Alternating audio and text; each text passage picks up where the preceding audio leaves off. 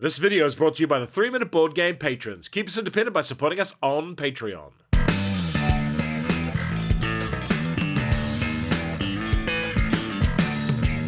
Kia ora koutou and welcome to Fallout Shelter in about 3 minutes. It has no solo mode, it's a game for 2 to 4 players, playing time is short, and it's a pretty simple game. The Overseer is dead, and your vault is holding a competition on who will succeed them. Can you make your level of the vault the shiniest and best of all? The game ends once one player has built 6 rooms on their personal vault level. The winner is the player with the most happiness, and you get this from loads of places, like building rooms and killing mole rats. Worker placement. You'll place your workers on locations to get the associated benefits. Drafting. You'll select gear and rooms from open drafting pools. Dice. Dice are used to resolve conflict. Player turn. Set up the starting rooms on the top level of the vault as shown, and then 1 elevator for each player. Grab your 7 vault boys and choose 2 to keep, and put the rest aside for now. While they are modeled on the 7 special stats, the appearance of your vault boys has no gameplay impact. If you ever gain power, food, or water, those are tracked using green cubes here. You may only hold 6 of each type at once. On your turn, you'll place 1 Vault Boy on a location, paying any cost shown in red. Here that is 2 water.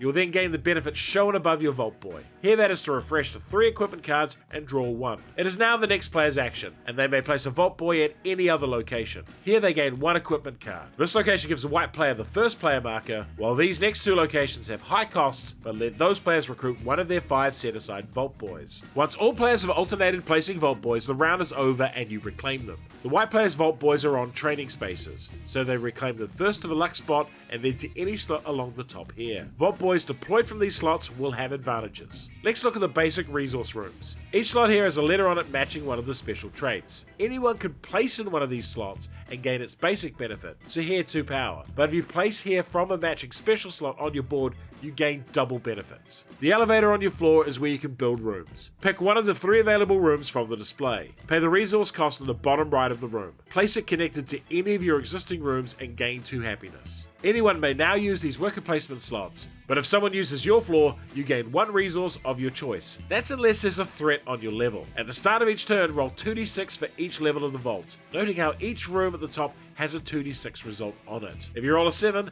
nothing happens. If you roll the same number as a current threat, nothing happens. But if you roll a number matching an empty room, draw and place a threat. Some threats can be removed just by placing resources, while others require a combat roll. Succeed and all is well. Fail and your Vault Boy is wounded and knocked over. Equipment cards have a huge impact on combat. Wounded characters can only be placed in locations with this symbol, but that heals them up. Remember to recover all Vault Boys and remove resolve threats at the end of the round. Why would you like this game? Fallout Shelter is fine. It's a perfectly functional worker placement game that is primarily geared towards being an accessible game for fans of Fallout. The whole game packs away into a nice looking Vault-Tec lunchbox tin, which is both fun for fans of the game and actually quite sturdy. I really dig how the threat cards are transparent plastic so you can see the rooms behind them. It's a small thing, but it makes me smile. Gameplay wise, it's nothing to write home about, but it's perfectly serviceable. And definitely on the lower end of complexity, so would be good for more casually minded gamers. And overall, as a game for fans of Fallout, it does a pretty good job.